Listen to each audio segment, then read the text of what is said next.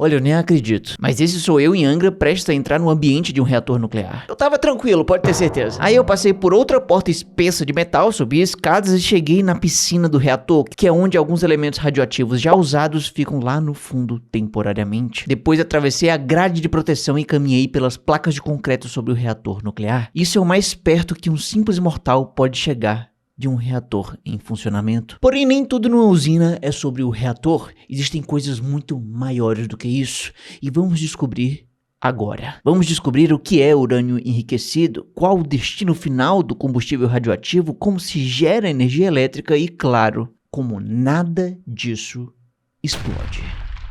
O Rio de Janeiro é bem legal, porque se a gente pegar o mapa dele e soltar uma bomba nuclear, digamos, bem aqui, esse seria mais ou menos o tamanho da cratera que ia ficar caso ela tivesse 100 megatons de potência. E essa seria a dimensão máxima da bola de fogo.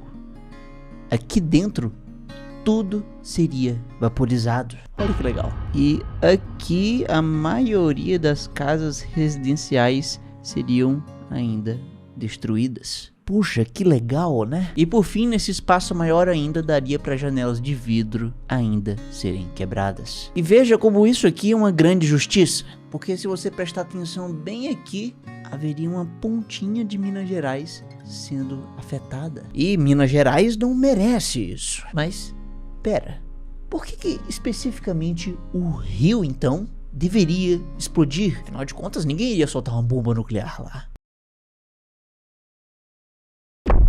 Sim, isso é verdade, mas acontece que o Rio é o único estado brasileiro com grandes quantidades de urânio enriquecido. Inclusive eu estive lá para ver bem de perto toneladas e toneladas de urânio enriquecido. Pois é, né? Mas como é que é esse negócio de urânio enriquecido? Bom, caso você não saiba, existem na verdade várias formas de urânio. E algumas dessas formas são bem mais abundantes que outras. E para você ter uma ideia disso, vamos dizer que todas essas 100 bolinhas aqui representam todo o urânio que existe na crosta terrestre.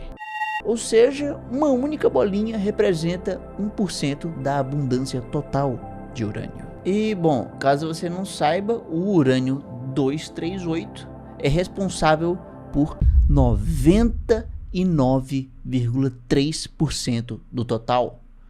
Ou seja, esse amigão aqui, ó, fica com tudo, praticamente. Então, o que sobra aqui, na verdade, não é nem uma bolinha inteira, é apenas 0,7, mas vamos dizer que é uma bolinha. Essa é a abundância do urânio 235. E como você pode ver, ainda existe o urânio 236, 234, 233 e 232. Esses urânios aqui, bom, eles são bem raros. E na verdade, esse aqui é encontrado apenas em laboratórios, quando ele é sintetizado. E bom, todos esses tipos de urânio são radioativos, o que a princípio significa que daria para fazer uma bomba com qualquer um desses. Mas já que esses aqui são raros demais, fica complicado fazer uma bomba com eles. Então a gente pode simplesmente descartar eles.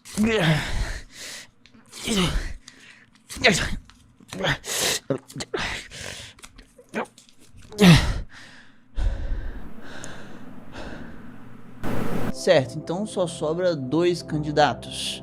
E nossa, como dá vontade de tentar usar esse urânio 238 aqui, delicioso aqui, bem abundante. Porém, infelizmente, esse tipo de urânio aqui acaba que sendo muito difícil na prática de explodir. Infelizmente. Isso então nos leva a focar no urânio 235. Pois é, mas o problema aqui é que em um minério de urânio, ele corresponderia a apenas 0,7%, o que seria uma concentração baixa demais. Agora, por que isso é baixo demais? Bom, isso tem a ver com a maneira com que esse átomo causa uma explosão. Vamos dizer que essa massinha de modelar aqui é o núcleo de um átomo de urânio, que é bem grande e instável. Quer dizer que ele tem uma tendência de perder um pouquinho de massa e virar um outro átomo. Um átomo de tório. Bom, fantástico. E esse processo libera energia. O problema aqui é que isso pode acabar demorando milhões de anos para acontecer. Isso é o que nós chamamos de decaimento radioativo. E ok, o decaimento é lento demais e não serve para uma bomba. Mas já que esse átomo já é instável, é possível que a gente possa dar talvez só um empurrãozinho para ele liberar mais energia mais rápido. Ok, então temos aqui o nosso núcleo atômico do urânio 235. Agora, se a gente jogar um nêutronzinho nele, isso pode acabar mudando muito a história. A gente vai fazer ele se partir em 2 átomos. E esses 2 átomos menores, na verdade, são o criptônio e o bário. Mas além disso, uma coisa importante também acontece. É liberado 3 nêutrons. E nesse processo todo, é claro, é liberada energia. E o melhor de tudo é que isso acontece em trilionésimos de segundo. Essa é a fissão nuclear do átomo de urânio. Perceba que há um desbalanço aqui. Não sei se você percebeu isso, mas para essa reação acontecer só precisa de um nêutron. Porém, ela libera 3. Ou seja, a fissão nuclear de um átomo pode liberar 3 nêutrons. E cada um desses 3 nêutrons pode acertar um outro átomo de urânio e causar uma fissão. E assim por diante, causando um efeito exponencial numa reação em cadeia. E cada um desses passos acontecem em trilionésimos de segundo. Isso quer dizer que em uma minúscula fração de segundo, uma enorme quantidade de átomos de urânio foi fissionado e acabou liberando energia. Essa é uma reação altamente descontrolada que gera uma explosão nuclear. Porém, isso só iria acontecer se cada um desses nêutrons acertasse um núcleo atômico de urânio. Porque, afinal de contas, é possível que esses nêutrons simplesmente errem o alvo. E lembrando que o urânio 235 ainda é raro demais na natureza. Eles estão em menor quantidade e mais espaçados. Assim, um nêutron pode acabar passando entre eles sem acertar ninguém. Então, para maximizar as chances de acertar o alvo, nós temos que aumentar a concentração de urânio 235 em uma amostra. Nós precisamos, então, enriquecer a amostra. Então vamos dizer que essas 100 bolinhas de papel, mais uma vez, ilustram a proporção da ocorrência natural de 0,7% do urânio 235. O resto é o 238. Bom, isso aqui realmente não está muito favorável. Nós precisamos então concentrar mais o urânio 235. Nós precisamos enriquecer a presença dele para 20%. Certo? O negócio já está ficando interessante. E esse nível de enriquecimento já pode ser usado para uma arma nuclear. Apesar de que normalmente armas nucleares têm uma concentração ainda maior. Eles têm um enriquecimento de pelo menos 85%. Certo? É isso que o urânio enriquecido quer dizer. E, bom, foi bem aqui no Rio de Janeiro que eu encontrei toneladas de urânio enriquecido. E é por isso que parece que o rio deveria explodir, mas ainda assim isso não acontece. Agora, por quê? Bom, primeiro, antes de tudo, nós precisamos falar o que exatamente está dentro desses tonéis gigantes de cerca de 200 toneladas cada um. 200 toneladas, muita coisa. Tá vendo isso aqui? Essa é uma pastilha de urânio enriquecido.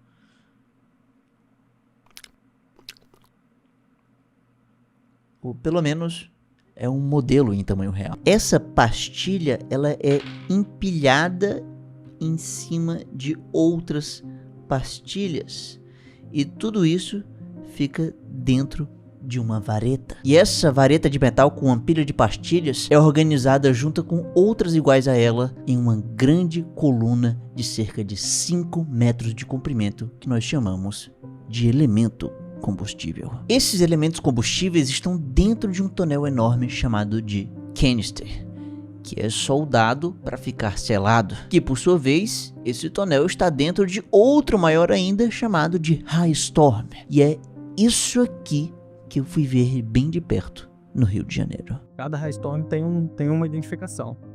Então esse Raystorm, esse aqui é o modelo dele, né? O Raystorm FW, versão XL, né? O Extra Large. Ele tem, o número de série dele é 626, tá? Então, se pegar um outro ali, 629, tá? E o peso dele, concretado, 176, quase 177 toneladas. É muito pesado. Por isso, pelo peso, ele não precisa nem ser fixado no chão. Isso aqui é a base, tá vendo? Então, o canister, ele tá daqui pra cima. Então, ele tá daqui pra cima, ele tem 5 metros, quase 6 metros. Então, em cada Raystorm, temos 30 toneladas de elemento combustível radioativo, ali encapsulado em 170 toneladas de material que constitui o Raystorm. Esse peso e volume de material é tão grande que é uma barreira muito eficiente contra a radiação. Quando ele vem, ele é fabricado nos Estados Unidos, ele vem para cá sem o concreto. Então ele pesa em torno de 20 toneladas sem o concreto. Ele é um concreto de alta densidade, então ele não usa areia, ele usa minério de ferro no lugar da areia. Nossa, em pó, né? E ele usa pepita de minério de ferro, hematita, no lugar da brita. Né? Então, isso ajuda a chegar nisso aqui, né? Isso ajuda a chegar nesse peso aí. Caramba. Por isso, ele precisa ser muito denso para conseguir blindar o elemento combustível, blindar radioativamente o elemento combustível. Entendi. Inclusive, era tão seguro lá perto dos Raystorms que eu poderia até tocar neles. E foi exatamente isso que eu fiz. Tem 30 toneladas de material radioativo aqui. E ele tá quente. Não muito, mas eu vou pegar agora.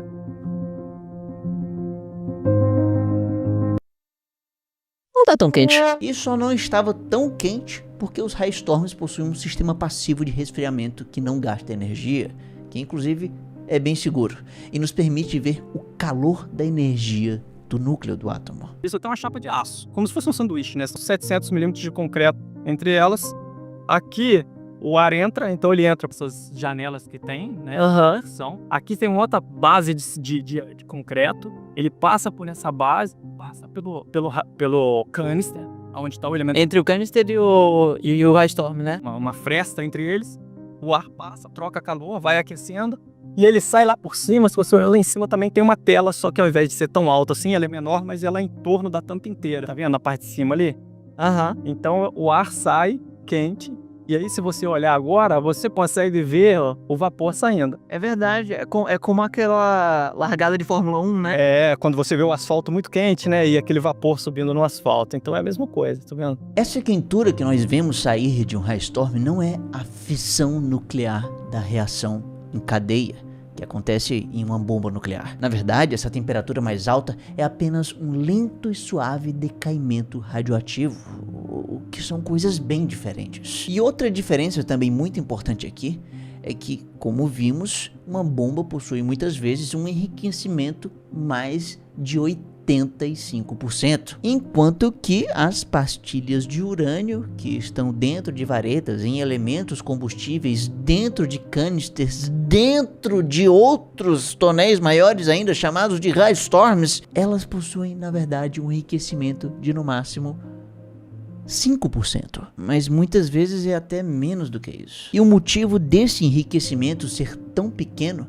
tem a ver onde essas pastilhas estavam antes de entrarem em um Raystorm. Esse é um modelo de um reator nuclear que eu encontrei no Rio de Janeiro. E bem aqui nós temos uma barra de elemento combustível. Aqui eu deixei em vermelho para ficar mais claro. E é aqui nesse elemento combustível que nós encontramos várias pastilhas de urânio enriquecido. É bem aqui num reator desses que os átomos de urânio das pastilhas passam por uma reação em cadeia, tal qual uma bomba. Porém, há uma diferença. Num reator, essa reação em cadeia é feita de forma controlada e de maneira bem menos intensa do que uma bomba. Por isso, nós não precisamos de um urânio tão enriquecido assim quanto numa bomba. 5% ou menos já é o suficiente, mas só por um tempo. Vamos supor que dentro dessa pastilha de urânio bem aqui, a gente pode encontrar essa quantidade de urânio aqui. E o urânio 235 está numa concentração de 5%. Certo, e aí a reação em cadeia vai acontecendo devagarzinho, de forma controlada, lembra?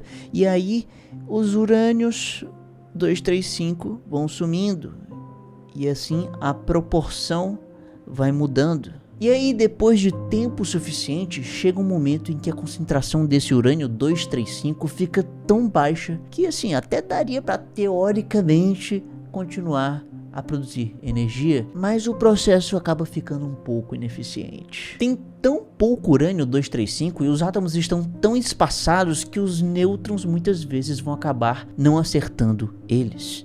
E assim, a reação em cadeia fica prejudicada. Fica prejudicado ainda, mas dentro de uma pastilha, num elemento combustível, nós ainda temos urânio radioativo, ainda gerando calor pelo decaimento. Bom, justamente, o que é feito é ser colocado em canistras e depois em Hailstorms, e lá eles ficam gerando pequenas quantidades de energia, como nós podemos ver. Isso quer dizer então que o elemento combustível contendo pastilhas de urânio enriquecido ainda podem servir para alguma coisa. Elas não são lixo nuclear, elas são coisas que perderam a utilidade para uma certa usina nuclear, mas podem ser aproveitadas para outro tipo de usina, para ela continuar gerando energia. Porém, o Brasil não tem esse tipo de usina que consegue aproveitar esse urânio já usado. E tomar a decisão de exportar esse urânio para um país que tem essa capacidade ou criar isso aqui mesmo no Brasil é uma decisão política delicada. A população em geral não conhece muito bem a energia nuclear e tem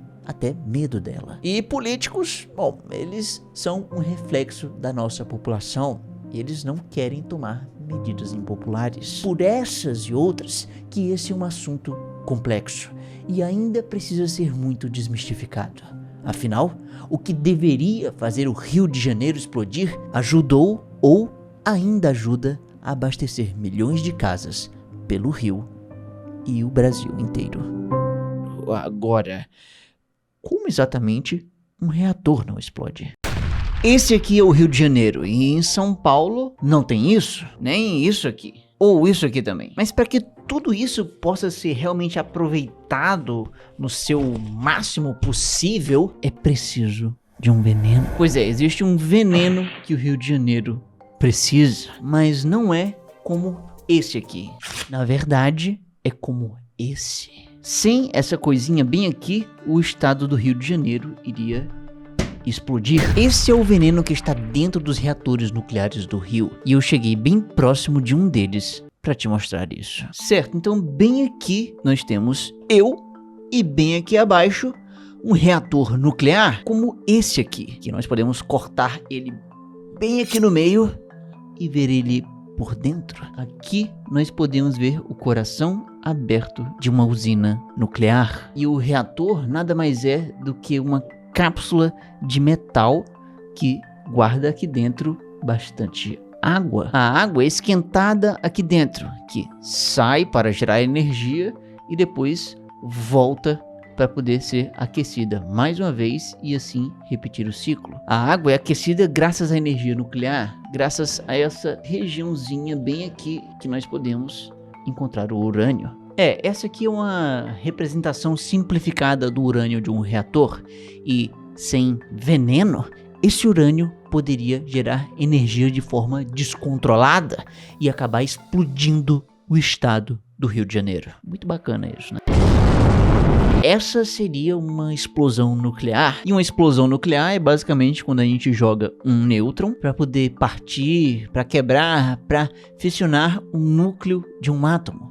Nesse caso, o átomo de urânio. Quando a colisão ocorre, gera uma fissão e o núcleo do átomo se parte em dois, o que libera bastante energia. E uma vez que nós temos esses dois outros átomos menores, nós também temos a produção de mais 2 ou 3 nêutrons. Esses são os produtos de uma fissão nuclear. E bom, como você pode estar imaginando, esses 3 nêutrons aqui, cada um deles pode, por que não, gerar mais uma fissão, eles podem acabar viajando, encontrando um outro átomo de urânio, acertar ele e assim gerar 2 átomos menores mais 3 nêutrons, que pode acabar continuando ainda mais a reação. E assim ela vai acontecendo em uma reação em cadeia que vai se multiplicando.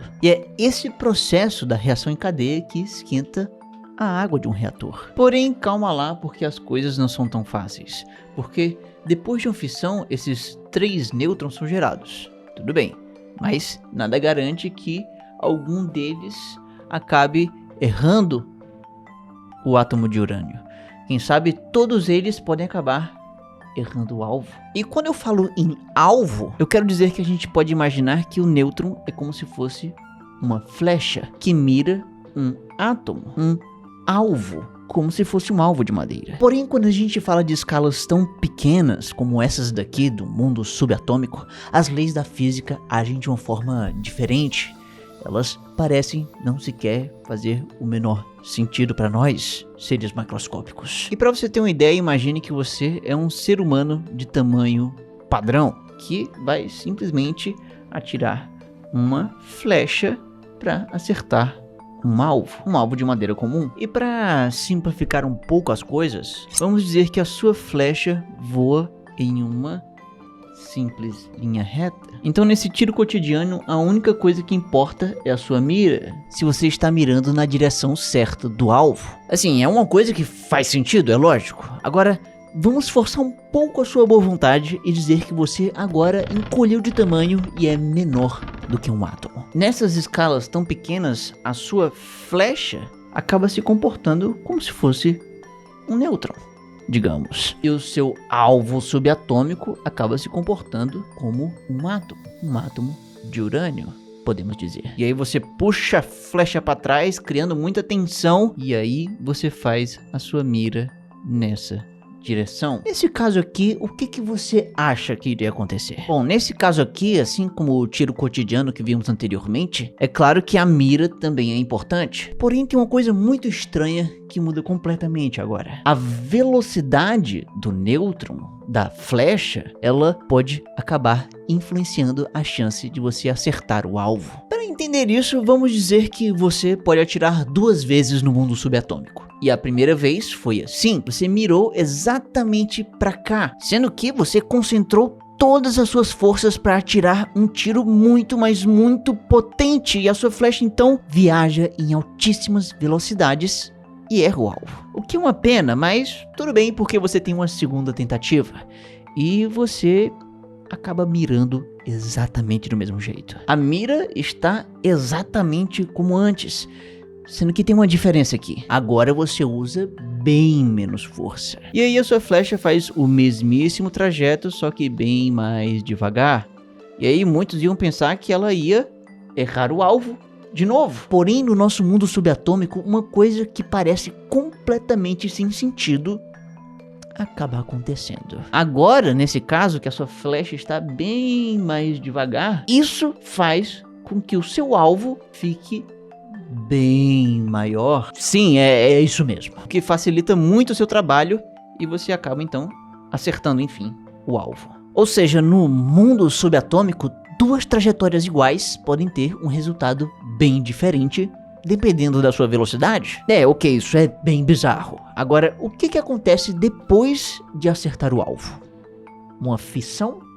Bom, não necessariamente. Uma vez que o alvo é atingido, nós temos algumas possibilidades. A primeira delas que podemos dizer é que ocorre aquela boa e velha colisão elástica. Depois de acertar o alvo, a flecha simplesmente é ricocheteada em uma outra direção, ela bate e é desviada. Só que esse processo de colisão elástica acaba fazendo com que o nêutron, a flecha, acabe perdendo energia e a velocidade depois da colisão é menor. Certo, e a segunda opção é, se a flecha acertar, pode ser que não aconteça nada. E fica por isso mesmo. Agora, já em uma terceira possibilidade, pode ser que ao acertar o alvo, gera uma fissão. Ou seja, estamos falando de 2 novos átomos e a produção de até 3 nêutrons. Ou seja, estamos falando de 3 nêutrons. São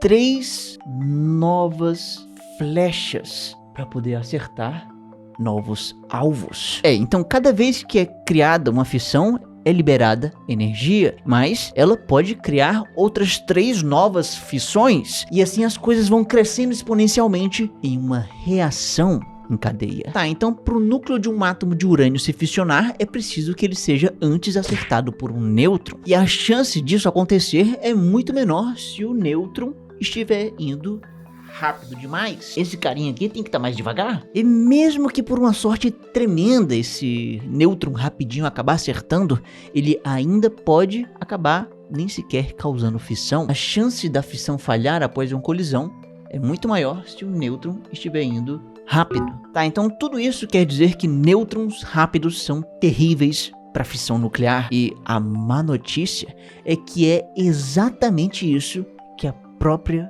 fissão produz. Pois é, depois de uma fissão, nós temos a produção de 2 átomos menores e 3 nêutrons. Sendo que esses 3 nêutrons, eles são muito rápidos. Ou seja, estatisticamente falando, a chance maior é que eles ou acabem errando inteiramente o alvo, ou então simplesmente podem não gerar fissão depois de uma colisão. E por isso, a reação em cadeia acaba não se desenvolvendo. E uma maneira de resolver isso é aumentando a concentração do urânio. Se a gente enriquecer o máximo possível o urânio e deixar ele bem amontoado num canto só, vai ter tanto urânio que pelo menos uma quantidade razoável deles vai acabar causando fissão. A reação em cadeia, então, vai ser um sucesso. O problema é que vai ser um sucesso explosivo demais. Esse é o princípio da bomba nuclear, uma reação em cadeia que acontece descontroladamente e bem rápido. Porém, para fazer uma reação em cadeia controlada, como é o que acontece aqui dentro de um reator, é preciso então aprender a domar a reação em cadeia. Você precisa controlar a velocidade dos nêutrons. Certo, então quando a gente fissiona um átomo de urânio, produzimos 2 átomos menores e 3 nêutrons. E esses 3 nêutrons estão indo rápidos demais para causar mais fissão. A gente precisa frear esse nêutron para ele começar a viajar mais devagar e dar continuidade à reação em cadeia. Agora, como que a gente faz isso? Lembra que um nêutron pode acertar o alvo em uma colisão elástica e perder velocidade com isso? Bom, então é isso que nós queremos. Uma lombada atômica, um moderador de velocidade. Porém, acontece que nem todo alvo, ou nem todo átomo, é tão bom assim como um moderador para desacelerar nêutrons. Sendo assim, saiba que um dos melhores moderadores e muito usado em reatores é o hidrogênio. Os nêutrons rápidos batem nele e acabam sendo desviados mais devagar. E a gente não precisa estar falando do hidrogênio isolado. A gente pode falar talvez do hidrogênio como uma parte da molécula da água, o que é algo bem fácil de se conseguir. Então vamos dizer que temos um reator aqui com 2 átomos de urânio destacados. E entre eles temos água. E aí um deles é fissionado, o que gera aqueles 2 átomos menores, mais 3 nêutrons. E aí cada nêutron bem rápido segue o seu rumo, porém um deles está indo em direção ao outro átomo de urânio e se choca com a água. Até ele se chocar com a água, o alvo era desse tamanho, porque esse nêutron estava vindo muito rápido. Mas quando ele se choca com a água, a sua velocidade diminui e ele segue o rumo dele, sendo que agora bem devagar. E por ele estar mais devagar, esse alvo cresce e ele acerta com muita facilidade, gerando assim mais fissão e dando continuidade à reação em cadeia. Maravilha, mas só para deixar claro, geralmente nós temos que ter mais de uma molécula de água para poder causar essa desaceleração do nêutron. Nós temos que adicionar bastante água. E aí esse nêutron no meio do caminho vai se chocando, se colidindo com essas águas e aí sua velocidade diminui para valer. E foi exatamente isso que eu descobri quando fui no Rio de Janeiro, lá na simulação de uma sala de controle de um reator nuclear. Quando você produz o nêutron, né, quando você rompe o átomo de urânio, que esse nêutron fica livre para poder circular dentro do reator, ele tem uma faixa de energia muito grande porque ele acabou de ser gerado. Aí ele tem que moderar, chocando com os átomos de água, com o núcleo de hidrogênio da água, né, que é um outro próton que tem massa igual a do nêutron, e ele perde uma quantidade de energia grande pelo tamanho da partícula, até chegar numa faixa de energia em que ele, ao se chocar com o núcleo do átomo de urânio, ele vai provocar a próxima fissão. Pois é, eu ainda acho meio estranho pensar que a velocidade do nêutron influencia no tamanho do alvo, mas vamos apenas aceitar isso de uma vez. Mas o ponto aqui é que é necessário bastante água para poder acabar moderando a velocidade do nêutron que está passando por aqui. É por isso que é preciso de muita água aqui dentro do reator. Esse urânio, bem aqui, precisa estar submerso em muita água aqui dentro. Isso quer dizer então que a água em um reator serve para pelo menos duas coisas. Uma delas seria para circular fora do reator, gerar energia e depois voltar para ser aquecida de novo e gerar mais energia. E a segunda coisa é para poder moderar esses nêutrons para gerar energia e aquecer a água. Inclusive, essa moderação que a água faz é tão eficiente que gera até um problema. Vamos supor que temos aqui uma fissão que gerou 3 nêutrons, certo? E aqui do outro lado temos 3 possíveis alvos para cada um desses nêutrons. E aí no meio disso temos a água. Então vamos supor que esse nêutron não foi moderado o suficiente e aí acertou rápido demais e não gerou uma fissão aqui. Falha. Esse outro nêutron também falha. Agora já esse outro nêutron aqui acabou colidindo o suficiente para ficar devagar e gerar fissão. Tá, então o que isso significa? Significa que uma fissão gerou uma fissão. É 1 para 1. Isso é bom porque deixa as coisas perfeitamente estáveis, porque se em média uma fissão gera uma fissão, a quantidade de energia é estável. As coisas não estão escalando exponencialmente. E isso aqui é o ideal para uma usina nuclear que quer controlar a reação em cadeia. Porém, sendo mais sincero, com tanta água aqui no meio, o mais provável talvez seja que mais nêutrons sejam moderados. Com isso, esses 3 nêutrons iniciais aqui, quem sabe, podem ser colididos o suficiente e gerar mais uma fissão, um sucesso, outra fissão, outro sucesso e até, quem sabe, um terceiro sucesso. Então, nesse caso, nós podemos dizer que se a água estiver realmente moderando em média 3 nêutrons de cada fissão, então uma fissão está gerando 3 fissões. E dessas 3 fissões vão gerar mais 9, e depois mais 27, 81, 243 e assim vai escalando exponencialmente. O que não é tão legal, especialmente para o Rio de Janeiro.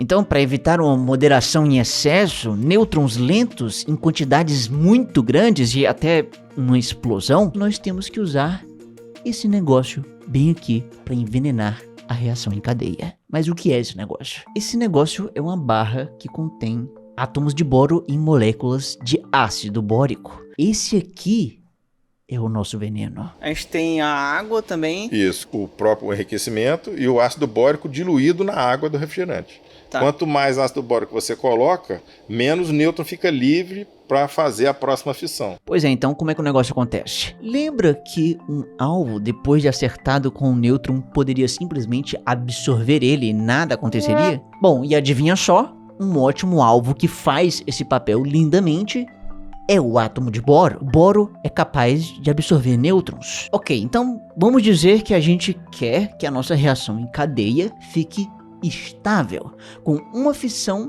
gerando uma única outra fissão, uma proporção ideal de 1 para 1. Isso quer dizer então que temos aqui um átomo de urânio que se fissionou, gerou 3 nêutrons, e aqui do outro lado temos 3 possíveis alvos para cada um desses nêutrons. Para fazer com que a reação em cadeia fique estável, precisamos que apenas um desses nêutrons seja moderado e acabe acertando um desses alvos. Assim vamos ter apenas um sucesso. O problema é que, como vimos, a água acaba aumentando as chances de sucesso, porque ela deixa esses nêutrons mais devagar. Então o desafio aqui, na verdade, seria fazer com que apenas um desses 3 nêutrons cause um sucesso. Temos que tirar 2 deles da jogada.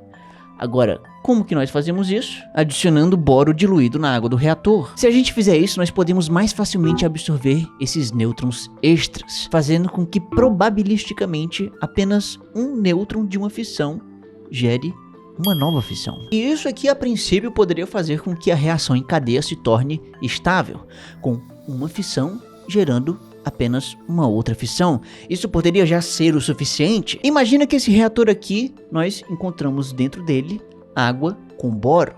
Então, vamos supor que tem uma concentração de boro grande o suficiente para que a reação em cadeia não cresça, apenas se mantenha estável. Sim, isso seria ótimo se o reator já estivesse ligado e funcionando. Mas e se eu quiser ligar ele? Eu teria que fazer com que a reação em cadeia crescesse. Mas eu não posso, porque o boro lá dentro não me permite.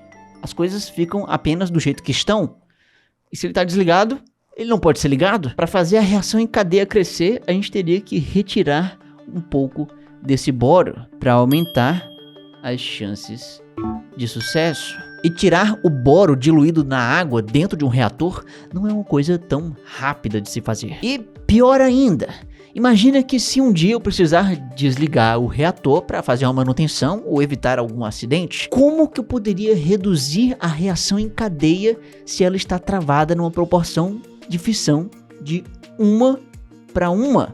Uma fissão gerando uma fissão, eu teria que rapidamente, desesperadamente, botar mais boro aqui. Mas isso aqui não acontece de forma rápida. Então, no fim das contas, para rapidamente ligar ou desligar um reator para fazer a reação em cadeia aumentar ou diminuir, é preciso ter a capacidade de alterar a quantidade de boro rapidamente ao toque de alguns botões. É preciso, então, disso aqui. Para facilitar a visualização, vamos dizer que é isso aqui. Essa barra de controle contém bastante boro. Boro que envenena a reação em cadeia. Então, se ela está abaixada, ela está levando muito boro lá para baixo, para onde está o urânio. E isso envenena a reação em cadeia. E em média, menos de um nêutron de determinada fissão vai ser capaz de gerar uma outra fissão. Com isso, o reator vai perdendo intensidade e a reação em cadeia vai diminuindo.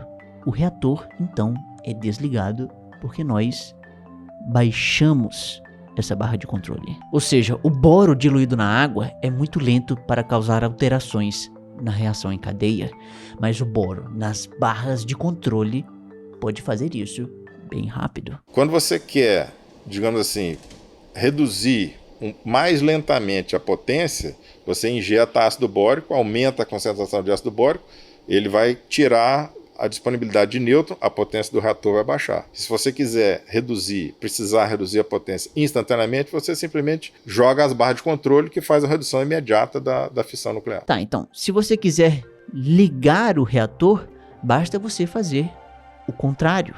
Quando você vai levantando a barra de controle, você vai tirando o contato da barra de controle com o urânio lá embaixo. Isso vai acabar deixando mais espaço para que, em média, mais de um nêutron de uma fissão consiga gerar uma nova fissão. E claro, um reator não tem só uma barra de controle. Ele, na verdade, tem várias. E aí você pode mover uma ou apenas algumas poucas para alterar um pouco a potência do reator. Ou você pode também mover todas para alterar muito. Então é graças ao boro, graças às barras de controle que controlam o poder do átomo. Isso é que envenena a reação de cadeia. É graças a isso que as usinas nucleares controlam o poder do átomo. E era justamente esse feito da tecnologia que estava acontecendo enquanto eu estava sobre um poderoso reator nuclear. Tudo graças ao veneno que o Rio de Janeiro mais precisa. Porém, como o poder do átomo na prática gera a energia elétrica? Eu fui até as águas que saem de uma usina nuclear para entender como o urânio atrai tartarugas. E acabei percebendo que essa história começa no coração radioativo de uma usina. Eu estou falando da usina nuclear de Angra. E eu entrei exatamente nesse domo bem aqui. Aqui nesse domo de concreto eu encontrei o ambiente do reator. E como você pode ver, eu estou bem aqui e aqui embaixo está o reator. E se você retirar essas placas de concreto, nós encontramos o reator em si. E dentro do reator temos isso aqui, um conjunto de barras chamadas de elemento combustível. E cada um possui essas varetas. E dentro dessas varetas nós encontramos pilhas e pilhas de pastilhas de urânio. Pois é, nessas pilhas, ou melhor, nessas pastilhas, nós encontramos urânio enriquecido até 5%. O tipo de urânio certo para a fissão nuclear. E a fissão nuclear é essencialmente partir o núcleo de um átomo. E vamos dizer que essa bola de massinha aqui é o núcleo de um átomo. No caso, o núcleo do urânio. O tipo certo de urânio para a fissão nuclear. Tá, então como que é feita a fissão do núcleo de urânio? Bom, o núcleo tá lá, bonitão, e aí a gente atinge ele com um nêutron. Esse aqui é um nêutron. E aí quando ele é acertado com um nêutron, uma coisa incrível acontece. Esse núcleo atômico é dividido em 2. E bom, o que pode ser esses dois produtos? Bom, isso pode variar. Esses produtos podem ser, por exemplo, o bário e o criptônio. Então veja bem, temos aqui de um lado o urânio, usado em fissão nuclear, mais um nêutron, que atinge o núcleo de urânio e, por sua vez, acaba gerando, do outro lado, dois produtos, o bário e o criptônio, mais alguns nêutrons.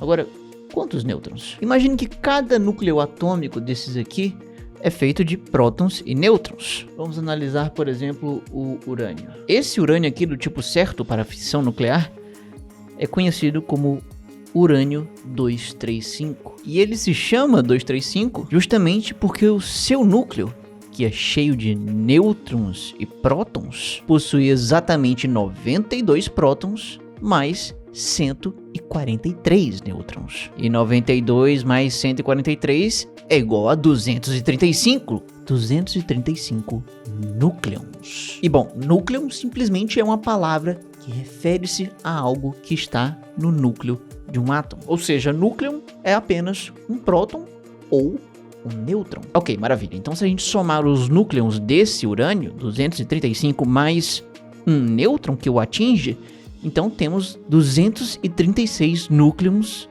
desse lado da reação. E do outro lado da reação, a gente deve ter a mesma quantidade. E aí, se a gente estiver falando do bário 141 e do criptônio 92, temos aqui por enquanto a soma desses dois igual a 233 núcleons. Com isso, vemos que para poder fechar a conta, nós precisamos de 1, 2, 3 núcleons, 3 nêutrons para fechar 236 desse lado aqui. Então, enfim, a conta foi fechada, porque você precisa necessariamente conservar a quantidade de núcleons. Porém, como eu disse, esses produtos aqui não são a única coisa possível de se gerar em uma fissão nuclear desse tipo de urânio. Você pode gerar algumas coisas diferentes, como o bário 144 e o criptônio 90. E aí, se a gente fizer as contas dos núcleons,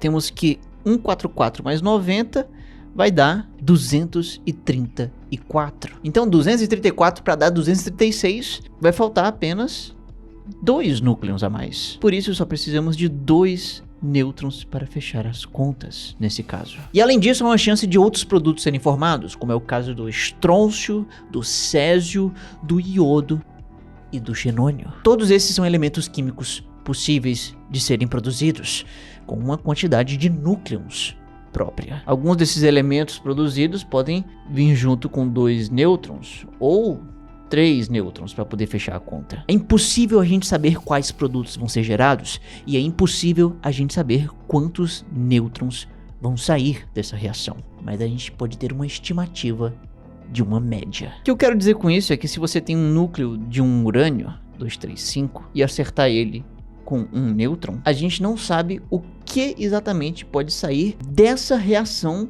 desse núcleo individual de urânio em específico. Mas acontece que cada possibilidade que pode acontecer aqui possui uma probabilidade bem determinada. De maneira simplificada, é como se a gente tivesse aqui o nosso núcleo inicial, que depois de colidido com um nêutron, ele pode se partir nesses dois produtos, ou nesses outros dois produtos, ou ainda nesses outros dois produtos. Veja que cada trajetória levaria a produtos diferentes nesse esquema extremamente simplificado. E aí podemos dizer que esse caminho tem uma probabilidade de 50% de acontecer. Esse aqui de 30%, esse outro de 20%. E digamos que aqui você tem a geração de 3 nêutrons e nesses outros 2 nêutrons. Ok, esse esquema aqui é muito mais simplificado do que a realidade, mas isso significa que pela instabilidade do núcleo de um átomo, é impossível saber qual caminho esse urânio específico vai tomar e quantos nêutrons ele vai gerar. Mas se a gente estiver falando de uma grande quantidade de núcleos de urânio, então, estatisticamente, sabemos muito bem o que esperar. Pela lei dos grandes números, sabemos que se você somar os nêutrons de todos os caminhos possíveis e fazer uma média ponderada pelas probabilidades de cada possibilidade, temos que um urânio desses produz 2 átomos, mas em média 2 nêutrons e meio. E não só isso, mas da mesma forma, sabemos que cada caminho desse também produz energia. Assim, nós também podemos tirar uma média de quanta energia é produzida em cada reação. Então, recapitulando, quando esse urânio é atingido por um nêutron, ele pode produzir 2 outros átomos, mais alguns outros nêutrons e energia. E a fonte dessa energia é algo bem estranho. Como vimos, a quantidade de núcleons desse lado tem que ser igual à quantidade de núcleons desse lado aqui. Então podemos dizer que há uma conservação de número de núcleons, mas isso não necessariamente quer dizer que há uma conservação de massa. Se você somar a massa desse urânio mais um nêutron, você tem um pouco mais de 236 ULs, unidades de massa atômica. Porém, se somar esse bário mais esse criptônio mais 3 nêutrons, você tem um pouco menos de 236 unidades. E isso dá uma diferença de um pouco mais de 0,1 unidade. Essa foi a massa perdida. Agora, o que explica esse sumiço? Bom, quando um próton ou um nêutron estão livres, sozinhos por aí, a massa deles é uma coisa. Mas quando eles estão fazendo parte de um átomo, a massa deles é ligeiramente diferente. Simplesmente a massa deles muda pela forma como eles estão configurados. Estão livres é uma coisa, estão junto com outros, a massa fica diferente. Então olha só que loucura isso aqui. Aqui desse lado temos a mesma quantidade de prótons e nêutrons, de núcleons, do que aqui desse outro lado. Porém, a maneira como os núcleos estão organizados aqui desse lado é diferente desse outro lado. E por isso a massa desse conjunto configurado assim é diferente da massa desse outro conjunto configurado dessa outra forma. Daqui para cá, uma parte da massa desapareceu. E adivinha só para onde ela foi? Ela virou energia. Porque massa e energia meio que são a mesma coisa e podem ser convertidas uma na outra. É isso que diz uma das equações mais famosas do mundo. E igual a mc ao quadrado. Graças a ela, podemos calcular quanta energia foi produzida pela massa perdida dessa reação. E detalhe, já que esse C bem aqui é a velocidade da luz, é um valor extremamente alto e ainda por cima está ao quadrado, temos que pouquíssima massa é necessária para se gerar muita energia. Então, colocando na equação a quantidade de massa perdida e fazendo algumas conversões necessárias, temos que então são gerados aproximadamente 173 milhões de eletronvolts em um átomo de urânio fissionado. Mas como você sabe, existem outras possibilidades, existem outras probabilidades aqui nesse esquema simplificado que existem produtos diferentes, que então vão ter núcleos em configurações diferentes, e por isso a quantidade de energia que cada um gera vai ser também diferente. E detalhe, geralmente as massas são maiores do que esse exemplo de bário e criptônio. Então, geralmente, mais massa perdida vai dar mais energia gerada. Então, se a gente fizer uma média ponderada dessas energias todas, temos que, em média, cada átomo de urânio 235 fissionado produz cerca de 200 milhões de elétronvolts. Agora, o que significa esse valor? Para você ter uma noção, em média, um átomo de carbono queimado em combustíveis fósseis produz somente 4 elétronvolts de energia. 4. Não são 4 milhões. É só 4. Pois é. Então, um átomo de urânio, dessa forma, você pode ver que tem uma concentração de energia liberada aproximadamente 50 milhões de vezes maior do que um carbono de combustível fóssil. Maravilha, a energia liberada é realmente alta. Mas qual é a forma dessa energia? Olha, quando a gente pensa em energia de fissão nuclear, geralmente a gente pensa em energia de radiação. Mas isso é só uma parte da história. Desses 200 milhões de elétronvolts em um gráfico de pizza, podemos ver que apenas 15% desse valor equivale à energia da radiação. Os 85% restantes equivalem à boa, velha e cotidiana energia cinética. Em outras palavras, o movimento. Sim, é isso mesmo. A imensa maioria da energia de um reator vem do movimento. Quando em um átomo de urânio é jogado um nêutron, acontece a fissão, em que 2 átomos são gerados, mais alguns nêutrons, e eles são jogados para vários lados diferentes. E esses produtos que são jogados por aí estão em alta velocidade, em um rápido movimento. Eles possuem bastante energia cinética. E é esse movimento bem rápido dos produtos dessa reação que faz a temperatura subir. Então, digamos que aqui está um reator. Ele esquenta a água através da energia cinética dos produtos da fissão do urânio. E essa água está presa em alguns tubos. Essa água nunca sai daqui de dentro e nunca entra em contato com mais nada. Porém, há alguns problemas aqui, porque a água iria tender a ficar cada vez mais quente e virar vapor. E para evitar isso, há um pressurizador para fazer com que a água continue líquida em uma pressão que é maior do que a atmosférica aqui dentro. E esse aqui é o sistema primário, onde fica a água primária que circula no reator. Porém, ainda há outro problema, porque as coisas não iriam parar de esquentar, porque o reator ia continuar esquentando essa água até explodir. Ainda bem que temos isso aqui, que é um lugar onde a água primária pode esfriar. Então a água primária é esquentada no reator, onde ela pressurizadamente vai até este lugar, ela esfria e aí depois volta para cá. E assim temos um ciclo fechado. E essa brincadeira toda aqui está dentro de um domo, aquele domo que nós vimos anteriormente. E esse lugar onde a água primária esfria, existe uma outra água que circula em um outro sistema. Esse outro sistema aqui é o sistema secundário. A água do sistema primário e secundário nunca encostam, apenas trocam calor aqui. E veja que essa água do sistema secundário não possui um pressurizador, então quando ela esquenta bem aqui, significa que ela vai virar um vapor. E esse vapor caminha até um lugar especial, onde o vapor encontra uma turbina. E é claro, essa turbina está conectada a um gerador elétrico, que nós vimos de perto, em um lugar bem barulhento. Aqui são as turbinas e o gerador de Angra 2.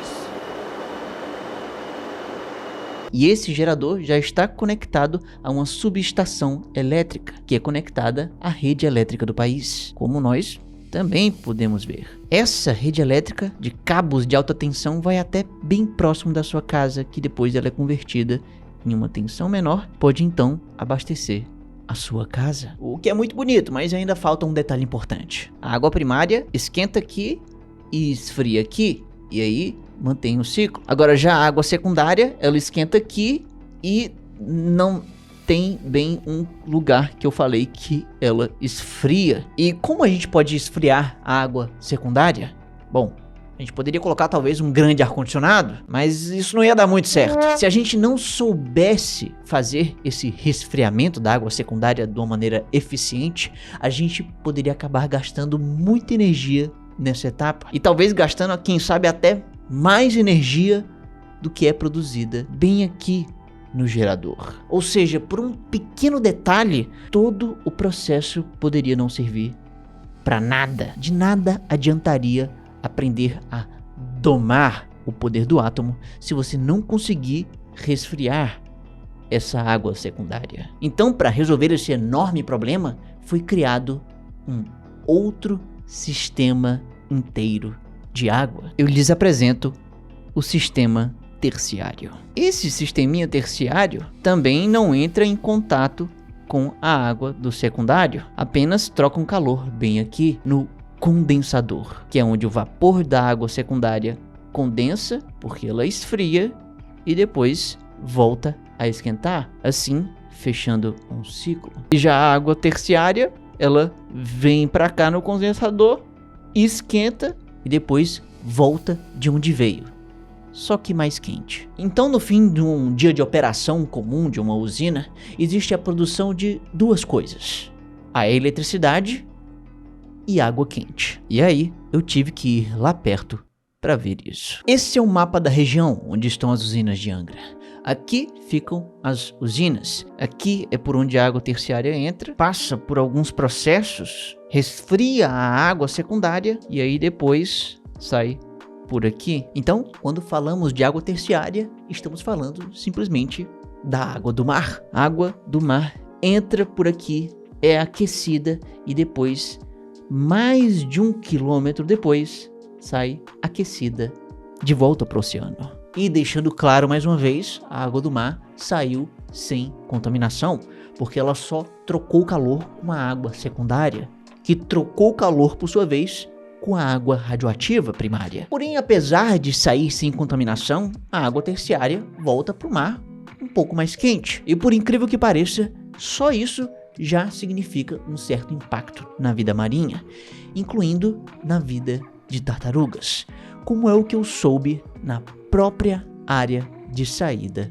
da água terciária. Com Angra 1 e Angra 2 funcionando, a gente chega até a ver pequenas alterações até uma distância de aproximadamente entre 3,5 e 4 quilômetros. Quanto mais próximo da saída da água, a gente tem temperaturas um pouco mais elevadas. Pelas normas ambientais, a água que a gente libera aqui, ela tem que estar abaixo de 40 graus. As análises que a gente faz de qualidade de água, as análises de balneabilidade de praia, as análises de monitoramento de sedimento marinho, essas análises não indicam que exista nenhum contaminante aqui que seja nocivo à população ou ao ambiente. Então é uma praia segura para as pessoas tomarem banho. A gente já monitora essa região há quase 40 anos, né?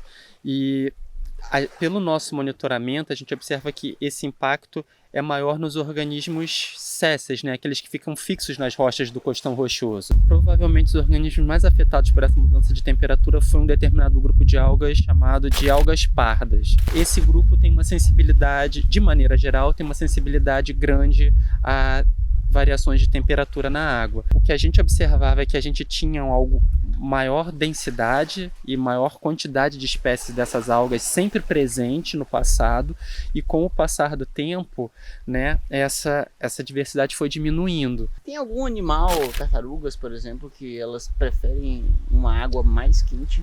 Olha, as tartarugas, os répteis de maneira geral, né, como são animais ectotérmicos e não controlam, né, não tem um controle assim muito fino da temperatura corporal, eles tendem a gostar de ambientes mais quentes, né? Dos 3 pontos que a gente monitora as tartarugas, né, é o local onde a gente tem mais capturas. Então, assim, não sei se é apenas pela água quente, mas é um local que as tartarugas curtem. Elas gostam de ficar aqui descansando, pastando nos costões. Ou seja, no fim das contas, por incrível que pareça, podemos dizer que sim, as tartarugas, de certa forma, gostam de urânio, mas mais especificamente da água do mar aquecida, de forma indireta, principalmente pela energia cinética dos produtos da reação de fissão do urânio. Um elemento que nós brasileiros fomos capazes de domá-lo e colher o seu poder todos os dias dentro das usinas em Angra dos Reis.